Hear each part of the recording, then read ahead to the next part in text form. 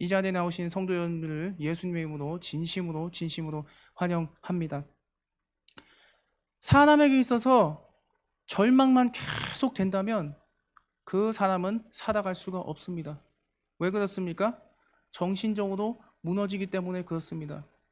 요즘 흔히 하는 말로 멘탈 붕괴라는 말을 쓸 정도로 계속 그렇게 어려운 상황만이 계속된다면 그 사람은 도저히 살아갈 수가 없습니다. 심하면 자살에까지 이르게 할 수 있을 정도로 정말 위험합니다. 그런데 그렇게 계속 절망적인 상황이 계속되는 가운데서도 한 가닥의 희망이 존재한다면 그 사람은 그 희망이 있기 때문에 충분히 버텨 나갈 수가 있습니다. 오늘의 본문의 로마서는 사도 바울이 로마 교회에 있는 성도들에게 쓴 서신서, 다시 말하면 편지글입니다. 이 로마 교회가 있던 위치는 우리가 흔히 알고 있는 로마 제국이 아니라 그 자체가 아니고 로마 제국이 알고 있는 로마 제국의 도성인 로마시, 오늘날을 치면 이시조선 때 한양도성, 오늘날의 대한민국의 수도 서울과 같은 제국 로마의 수도 로마시에 있었던 로마 교회입니다. 이 로마 교회는 오순절 성령날 성령 체험을 한 디아스포라 유대인들이 예루살렘을 떠나 로마로 와서 세운 교회입니다. 그래서 원래 이 교회는 주로 디아스포라 유대인들이 주축이 되어 있던 교회였습니다. 그러나 이후 로마 황제 글라우디에 의해서 AD 49년에 수많은 도성 로마에 있던 유대인들이 쫓겨나면서 상황이 완전히 반전이 되게 됩니다. 그래서 이 로마 교회에 있는 성도들의 구성원의 비율이 거의 90% 이상이 유대인이었다가 이후에는 이방인들이 90% 이상으로, 그리고 유대인들의 비율은 10% 정도로 소수로 전락하고 줄게 됩니다. 그런데 이 로마 교회는 수도 로마에 있었음에도 불구하고 사도들의 가르침을 받지 못한 상태였습니다. 그러다 보니까 심각한 문제가 겪고 있었습니다. 방금 설명드린 바와 같이 로마 교회 구성원이 대다수의 이방인으로 바뀌었다고 할지라도 여전히 그 유대인들이 만든 잔재들이 남아 있었습니다. 두 가지의 큰 문제가 존재를 했습니다. 우선 유대인들 같은 경우에는 우리가 알고 있는 성경 말씀을 문자적으로 해석해서 문자적으로 잘 지켜야만 구원을 얻어서 천국을 갈 수 있다는 행위 구원론에 집착을 하고 있었다는 데 문제가 있었습니다. 또 하나, 이방인들의 경우는 이미 우리는 믿음으로 예수 그리스도를 통하여 구원을 받았으니까 내 마음대로 범죄 저지르고 엉망진창 허랑방탕하게 살아도 이미 그 천국행은 이미 결정됐으니까 그냥 살아도 된다 마음대로, 이렇게 잘못된 자유방임의 신앙을 가지고 있었습니다. 그것 때문에 사도 바울이 유대인들에게는 믿음은 구원을 바로 행위를 통해서 얻는 것이 아니고 십자가에서 돌아가시고 부활하신 예수 그리스도의 보혈의 공로로 그 예수 그리스도를 믿음으로 천국을 간다는 교리를 설파를 하였고, 이방인들에게 있어서는 비록 행위를 잘 하는 것, 열심히 신앙생활을 제대로 하는 것이 천국에 가고 못 가고의 기준은 아니겠으나 예수 그리스도의 보혈을 통해서 그 예수 그리스도의 십자가의 은혜를 통해서 믿음으로 구원을 받은 성도라면 결코 죄 아래서 살 수 없다는 성화의 중요성을 강조했다는 사실입니다. 이제부터 살펴보겠습니다. 18절에서 20절에 얘기하죠. 생각하건대 현재의 고난은 장차 우리에게 나타날 영광과 비교할 수 없도다. 피조물이 고대하는 바는 하나님의 아들들이 나타내는 것이니 피조물이 허무한데 굴복하는 것은 자기 뜻이 아니요 오직 굴복하게 하신 이로 말미암음이다 라고 얘기를 하고 있습니다. 다시 말하면 고난받는 그리스도인들을 위하여 하나님이 미리 영광을 예배해 놓으셨다라는 겁니다. 하나님께서 준비하신 영광을, 그 상급을 생각하면 현재 겪고 있는 고난 정도는 충분히 견딜 수 있으며 견뎌내야 한다고 사도 바울이 오늘 서두에서 이렇게 이야기를 하고 있습니다. 이 세상을 살아가다 보면 수많은 환난과 고난이 우리에게 닥쳐옵니다.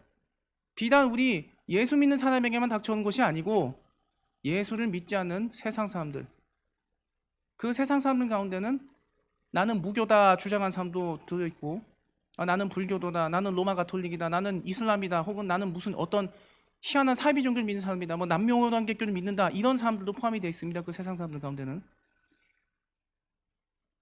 그러다 보니까 너무나 힘듭니다. 그럼에도 서두에서 소개했던 것처럼 그 수많은 고난과 환난과 박해가 찾아온다 할지라도 능히 견뎌내고 인내하고 이겨낼 수 있는 것은 바로 이 고난과 환난과 박해의 고통을 지나면, 극복하면 더 큰 기쁨과 영광이, 환희가 찾아온다는 것을 믿기 때문에 그렇습니다. 이것은 예수를 믿는 우리들이나 예수를 믿지 않는 불신자들 모두에게 해당되는 말씀이 됩니다. 그런데 우리 예수 믿는 사람이 세상 사람보다도 더 그 고난을 겪고 극복하는 과정이 훨씬 더 힘듭니다. 인내하는 과정이 훨씬 더 힘듭니다. 왜 그렇습니까? 예수를 전혀 믿지 않는 세상 사람들은 세상과 타협하면서 삽니다. 세상과 어느 정도 타협하면서 살기 때문에 상대적으로 예수를 믿는 우리보다는 덜 고통스럽습니다. 그러나 우리는 어떻습니까? 그리스도의 영광을 위하여, 그리스도께서 주실 그 기쁨을 위해서, 그 상급을 위해서 우리는 모든 것을 그 말씀대로 살아가기 때문에 우리가 훨씬 더 힘이 드는 거예요. 우리 힘만으로 이 세상을 이긴다는 것은 불가능한 일입니다. 그러나 주님이 주실 기쁨, 주님이 함께 하실 거라는 그 믿음 때문에 우리가 그 믿음으로 인내하면서 이 세상을 이겨나갈 수 있는 것이죠. 우리가 그를 믿는 믿음으로 말미암아 넉넉히 이기느니라, 이 말씀을 하고 있습니다. 19절에 이렇게 얘기하죠. 피조물이 고대한 바가 하나님의 아들들이 나타난 것이다 라고 이야기를 합니다. 뭡니까? 고통 가운데서 신음하는 인간을 제외한 피조물들조차 하나님을 찬양하고 그 하나님이 주신 영광을 받는다는 겁니다. 아담과 하와의 범죄로 인해서 사람뿐만이 아니라 수많은 피조물 또한 같이 고통을 당하게 되었다라는 겁니다. 피조물은 인간을 제외하고는 영혼이 없습니다. 죽으면 그냥 그 죽을 대로 사라질 뿐입니다. 그럼에도 불구하고 하나님이 선택하신 주님의 백성들에게 주실 그 영광과 기쁨의 상급을 인해서 우리가 인내하고 살아가는 것을 피조물도 그대로 한다는 겁니다. 뭡니까? 하나님이 지으신 모든 것은 고통 가운데서도 하나님을 찬양하는 기쁨으로 그 삶을 살아가더라라는 것이죠. 더군다나 하나님의 백성이라면 당연히 구원받아 건진받는 것을 기쁨으로 여겨하고 그로 인해서 그가 감당해야 될 역할과 인내를 감수해야 합니다. 그런데 그러지 못한 모습들을 참 많이 봅니다. 어떻습니까? 세상이 너무나 강력하게 우리를 억누르다 보니까 아무래도 그 세상에 맞서 싸워 이길 수가 없으니, 이기기 힘드니 세상과 타협하고 무의식적으로 세상에 휩쓸려가는 사람들 많이 보지 않습니까? 우리 중에는 그런 분들이 한 분도 안 계실 줄을 믿습니다. 그리고 한 분도 안 계십니다. 정말 쉽지 않지만 현재 나타난 고난, 이 고난, 주님이 주실 영광과 그 상급이면 아무것도 아니라는 그 믿음이 간직해 하시길 바랍니다. 그리고 주님께서 주시는 그 은혜 가운데 넉넉히 이기시는 성도님들 되시기를 예수님의 이름으로 기원합니다. 그리고 그 은혜가 항상 임하기를 예수님의 이름으로 기원합니다.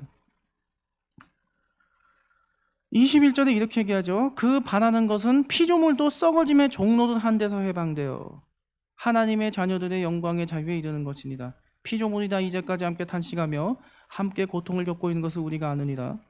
그뿐 아니라 또한 우리 곧 성령의 처음 익은 열매를 받은 우리까지도 속으로 탄식하여 양자 될 것 곧 우리 몸의 속량을 기다리느니라라고 얘기를 하고 있습니다. 종은 어떻습니까? 자유가 없습니다. 노예는 어떻습니까? 마찬가지죠. 자유가 없습니다. 내가 하고 싶은 대로 마음대로 하지를 못합니다. 우리나라의 역사를 봐도 혹은 동서고금의 역사를 보더라도 노예가 종이 자유를 누린 적은 단 한 번도 없었습니다. 여기서 말하는 종은 바로 이 세상의 종이 된 것을 말합니다. 이 세상의 종이 됐다고 하는 것은 하나님보다 세상을 더 두려워하고 하나님 뜻대로가 아니라 세상 가운데서 세상이 원하는 대로 내 마음대로 살았다는 것을 의미를 하지요. 그렇게 해서 영원히 지옥에 떨어질 수밖에 없는 세상의 죄의 종이었으나 본질상 진노의 자녀였으나 예수 그리스도를 통하여 그 보혈로 인해서 우리는 영광의 자유를 얻은 진정한 자유인이 되었고 그 자유를 누리고 있다라는 사실입니다. 또한 그리스도 안에서 그 자유를 진정 누리고 있어야 함을 오늘 본문은 이야기를 해주고 있습니다. 로마서 6장 17절에서 18절에 이렇게 말씀을 하고 있습니다. 하나님께 감사하리로다. 너희가 본래 죄의 종이더니 너희에게 전하여 준 바 교훈의 본을 마음으로 순종하여 죄로부터 해방되어 의에게 종이 되었느니라. 다시 말해서 세상의 종이었지만 그리스도를 믿는 믿음으로 인하여 진정한 자유와 기쁨과 밝은 미래가 보장이 되어 있다는 것을 이야기하고 있는 것이죠. 이전의 고통은 이 세상의 죄의 종로로서 했기 때문에 올 수밖에 없었다는 겁니다. 이 세상을 살다가 느끼는 수많은 그런 허무한 감정들, 그 슬픔들, 그 모든 것들이 예수를 믿음으로 인해서 다 사라진다는 것입니다. 23절에서 이렇게 말씀을 하고 있죠. 성령의 처음 입은 열매로 받은 것. 다시 말하면 신자에게 성령이 임한 것이 신자가 중생을 경험하고 계속하는 과정에서 성령의 선물을 받은 것을 이야기를 하고 있습니다. 이 당시 유대 사회에서 첫 열매를 거두는 절기가 77절입니다. 그 77절에서 첫 열매는 추수의 처음 시작과 이후 완전한 추수를 이야기를 하고 있죠. 다시 말해서 우리 안에 있는 성령의 역사가 첫 열매이자 하나님께서 역사하게 하여 마련해 주신 완전한 영광의 전조이자 담보를 말하고 있다라는 것이죠. 하나님께서 우리에게 주신 영광의 담보로 성령을 주셨다는 것을 말합니다. 기본적으로 하나님을 믿는 하나님의 사람인 성도는 반드시 성령 충만하지 않으면 안 되지요. 그런데 많은 사람들이 오해를 합니다. 나 과거에 은혜 받았으니까 더 성령 충만해달라고 기도할 필요 없어. 과거에 받았는데 뭐 하려고 해? 나 과거에 방언도 받아서 지금도 방언 잘해 기도도. 근데 뭘 또 성령 충만에 기도를 해? 뭘 헛소리야? 뭘 시간 낭비? 이렇게 생각하시는 그리스도인들이 의외로 많습니다. 아닙니다. 우리는 매일같이 은혜를 체험해야 되고 은혜를 구해야 되고 성령 충만해야 되고 성령 충만을 구해야 돼요. 왜 그러냐? 하나님이 주시는 성령 충만 은혜 언젠지 우리는 까먹을 수 있는 위험에 노출이 되어 있습니다. 왜 그렇습니까? 교회 바깥에 나오면 바로 세상이에요. 우리가 이 세상을 나가면 우리 교회 문을 나선 순간 세상이 우리를 어떠한 갖은 방법으로 공격하려고 온갖 수를 다 씁니다. 어떻게 생각하십니까? 한 번 성령 충만 받았으니까 더 받을 필요 없다? 왜 성령님 계속 머물러 계시니까? 아닙니다. 물론 이미 한 번 성령을 주셨습니다. 한 번 주신 은혜는 영원합니다. 그러나 그럼에도 불구하고 새로운 성령의 은혜를 계속 추구를 해야 돼요. 왜 그러냐? 사람은 언젠지 넘어질 수 있기 때문에 그렇습니다. 그래야 우리가 어려울 때 하나님께 소망을 두고 넘어지지 않기 때문에 우리가 성령 충만함을 늘 구해야 되는 거예요. 시편 43편 5절에 이렇게 말씀하고 있습니다. 내 영혼아 내가 어찌하여 낙심하며 어찌하여 내 속에서 불안해하는가. 너는 하나님께 소망을 두라. 그가 나타나 도우심으로 말미암아 내 하나님을 여전히 찬송하리로다. 이 세상 자체가, 이 세상의 권력자가, 이 세상의 재력가가 하나님보다 당장은 더 크게 보일 수밖에 없습니다. 왜 그렇습니까? 하나님은 영이시기 때문에 우리 눈에 보이지가 않습니다. 그러나 어떻습니까?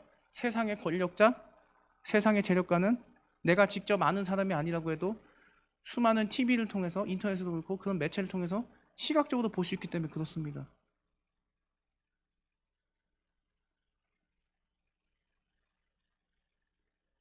그래서 성도 여러분들께 말씀드립니다. 저도 마찬가지입니다.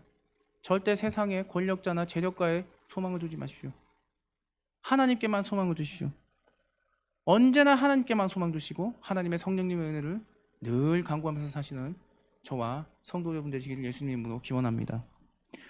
24절과 25절 이렇게 말씀하죠. 우리가 소망으로 구원을 얻었으며 보이는 소망이 소망이 아니니 보는 것을 누가 바라리요. 만일 우리가 보지 못하는 것을 바라면 참음으로 기다릴지니라 라고 얘기합니다. 성도는 구원을 이미 얻었습니다. 뭘로 얻었습니까? 믿음으로 얻었습니다. 물론 이제 우리가 알고 있는 신천지나 몰몬교 같은 잘못된 이단들은 이제 얘기가 다릅니다만 그 사람들은 구원 얻는 게 절대 아닙니다만 하나님의 올바른 우리와 같은 올바른 교회에서 하나님의 올바른 믿음을 가진 성도는 구원을 이미 받았습니다. 그러나 이미 구원을 받았음에도 불구하고 우리는 늘 하나님께 소망을 두고 우리의 믿음이 절대 약해지지 않도록 기도해야 되고 우리의 믿음을 항상 하나님께 도와야 됩니다. 그래야 하나님께서 준비하신 그 미래와 영광이 우리를 기다리고 우리가 맛볼 수 있기 때문에 그렇습니다. 우리는 이미 구원을 받았지만 결국 이 구원이라고 하는 것은 장차 미래에 하나님께서 이루실 사실에 대하여 믿고 그 믿음을 영원히 유지하는 것을 얘기를 하는 거예요. 그래서 야고보서 5장 7절에서 이렇게 말씀을 하고 있습니다.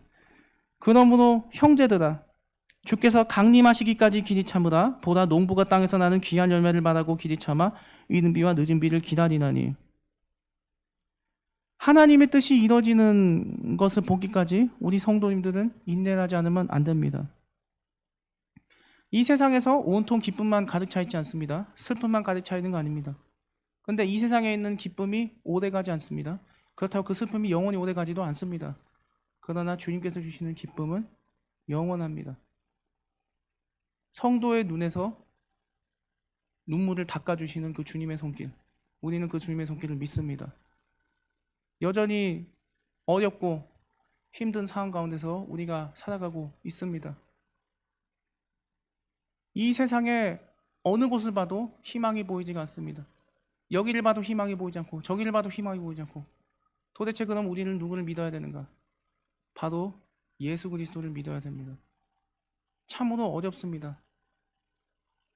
우리의 믿음이 흔들릴 때가 너무나 많습니다. 그럼에도 불구하고 우리는 절망하면 안 됩니다. 그리고 절망하지 않습니다. 그 주님이 우리와 함께 계시기 때문입니다.